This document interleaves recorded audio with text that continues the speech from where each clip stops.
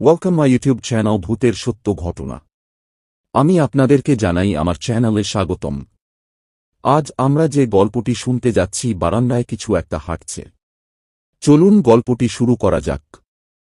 সেদিন বিকেলের ট্রেনেই আমরা ঢাকা রওনা দিলাম। অরুণ সকাল থেকেই মন গম্ভীর করে রেখেছে, আমার সাথে কোনো কথা বলছে না। অরুণ এমনিতে হাসি খুশি থাকে, এমন গম্ভীর মুখ তাকে কখনো দেখিনি। আমি অনেকবার তাকে জিজ্ঞাসা করেছি, সে একবারও উত্তর দেয়নি। রাত তখন ৮টা কি ৯টা। আমি আর অরুণ ট্রেনের করিডোরের সামনে বসেছি। ট্রেনের কামরাটা অপেক্ষাকৃত নির্জন। ট্রেনের সকল বাতি আগে থেকেই নিভানো। পাশের জানালা খোলা। জানালা দিয়ে শীতল হাওয়া ঢুকছে। চাঁদের আলো খানিকটা এসে পড়েছে অরুণের মুখে, আর এতেই আমি তাকে আবছাভাবে দেখছি। এ অদ্ভুত পরিবেশে অরুণ আমার দিকে ফিরে আচমকা বলল, আচ্ছা, তুই আত্মায় বিশ্বাস করিস? আলো ছায়াময় সেই নির্জন ট্রেনের কামরায় এমন প্রশ্ন শুনে শিউরে উঠে বলি, না, আমি বিশ্বাস করি না। হঠাৎ এ প্রশ্ন করলি যে? অরুণ কিছুক্ষণ চুপ করে থেকে কি যেন ভাবতে লাগল। তাহলে শোন, তোকে একটা ঘটনা বলি। অনেক দিন আগে মধুপুর গ্রামে দুজন মানুষ মারা যায়। একজনকে মসজিদের পাশে আমগাছে ফাঁসিতে ঝুলিয়ে হত্যা করা হয়। এর মাস খানিক পরে একই গাছে ফাঁসি দিয়ে আত্মহত্যা করে। গ্রামাঞ্চলে এ নিয়ে খুব তোলপাড় হয়। তখন থেকে গ্রামের মানুষ এই গাছটি এড়িয়ে চলে। কেউ রাতে ভুলেও আমগাছটির তলা দিয়ে যায় না। আমি গতকাল রাতে নামাজ পড়ে গাছটির নিচ দিয়ে যাচ্ছিলাম। তখনও অন্ধকার কাটেনি। চাঁদের আলো হয়তো ছিল, কিন্তু আমি যখন যাচ্ছি তখন ঘোর অন্ধকার। এমনিতে আমি খুব সাহসী, কিন্তু আমগাছের তলা দিয়ে যখন যাচ্ছিলাম তখন খেয়াল করলাম আমি আসলে ভয় পাচ্ছি। সম্পূর্ণ বিনা কারণে ভয়। নির্জন একটা রাস্তা দিয়ে গেলে যে কেউ ভয় পেতে পারে, কিন্তু আমার ভয়টা সম্পূর্ণ অন্যরকম। আমার মনে হলো আমগাছটির গোড়ায় কিছু একটা দাঁড়িয়ে আছে। আমি কিছুই দেখিনি, তবুও মনে হলো কিছু একটা আমার দিকে তাকিয়ে আছে। তার অস্তিত্ব নেই, শরীর নেই, কিছুই নেই, তবুও মনে হলো কিছু একটা আমার পাশে আছে। ঠিক তখনই অন্ধকারে দেখলাম, ঠিক মানুষ বলা যায় না, তবুও অনেকটা মানুষের অবয়ব আমগাছে গোড়ায় দাঁড়িয়ে আছে। তখন এক জান্তব ভয় আমাকে গ্রাস করল। এমন তীব্র ভয় আমি আগে কখনো পাইনি। আমি খেয়াল করলাম আমার পা কাঁপছে। আমি এক চিৎকার দিয়ে মসজিদের বারান্দায় এসে অজ্ঞান হয়ে যায়। তারপর কি হয় জানি না।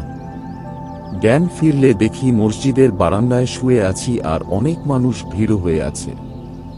এক নিঃশ্বাসে কথাগুলো বলে অরুণ হাঁপাতে লাগল।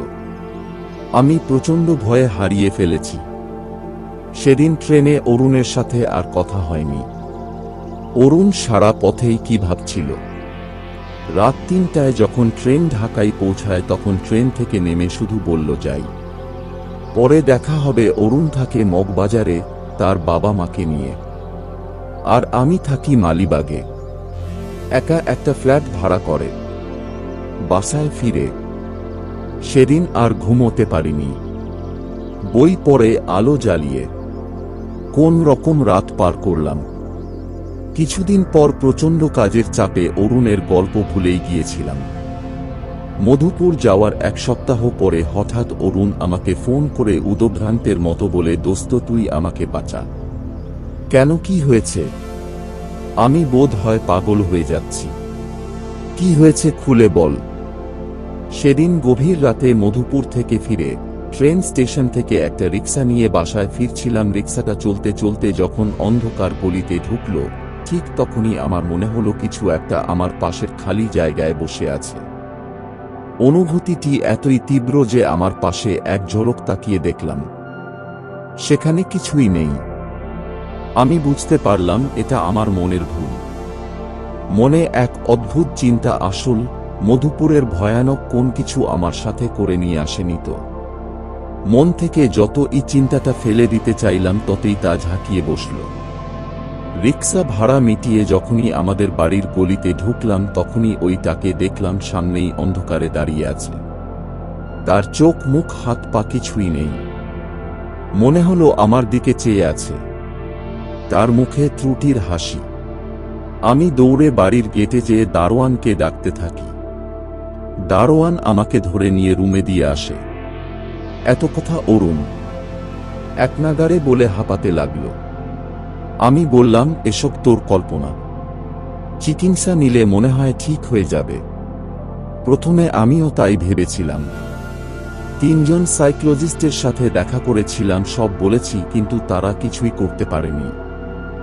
এখন আমি তাকে আমার রুমে দেখি, কিছু একটা হাঁটছে আমার রুমে। ঘর অন্ধকার হলেই প্রায় দেখি মশারির ওপাশে কিছু একটা দাঁড়িয়ে আছে।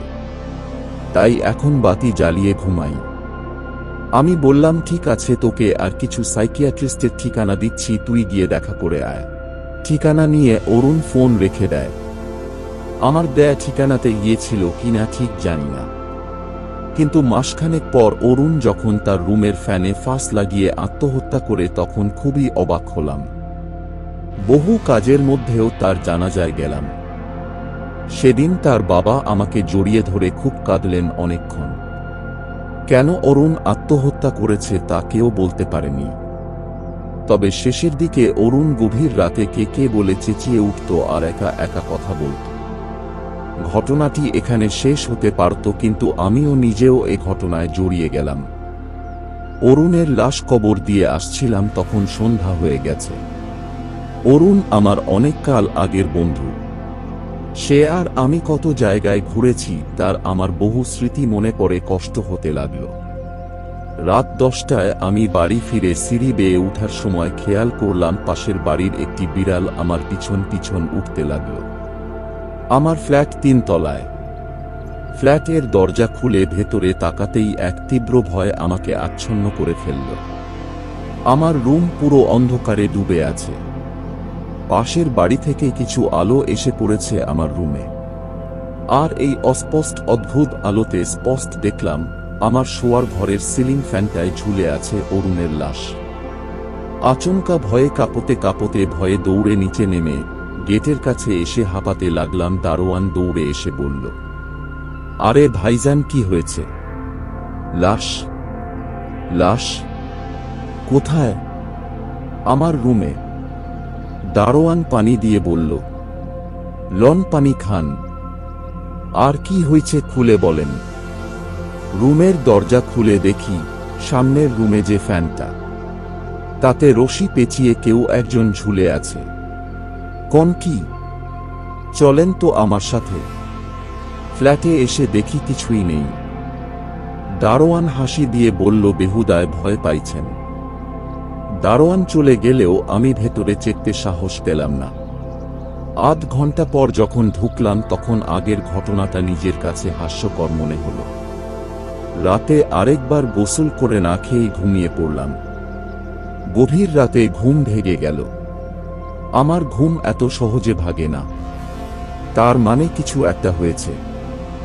ভালো করে কান পেতে কিছু একটা শুনতে চেষ্টা করলাম। হঠাৎ মনে হলো কিছু একটা নিঃশব্দে হাঁটছে আমার বিছানের চারপাশ দিয়ে। মশারির জন্য ভালো করে কিছুই দেখতে পারছি না, তবুও মনে হলো ঘন অন্ধকারে কিছু একটা নড়াচড়া করছে। তীব্র ভয় আমাকে গ্রাস করল। এত তীব্র ভয় আগে কখনো পাইনি। ঘরে বাতাস নেই, ফ্যান বন্ধ, তবুও আমি স্পষ্ট দেখলাম আমার মশারি নড়ে উঠল। হঠাৎ পায়ের কাছে মশারির দিকে আমার নজর গেল আর আতঙ্ক নিয়ে দেখলাম সেখানে মানুষের মুখ দেখা যাচ্ছে। অনেকখানি জিভ বের হয়ে আছে, পুরো মুখে কালো রক্ত।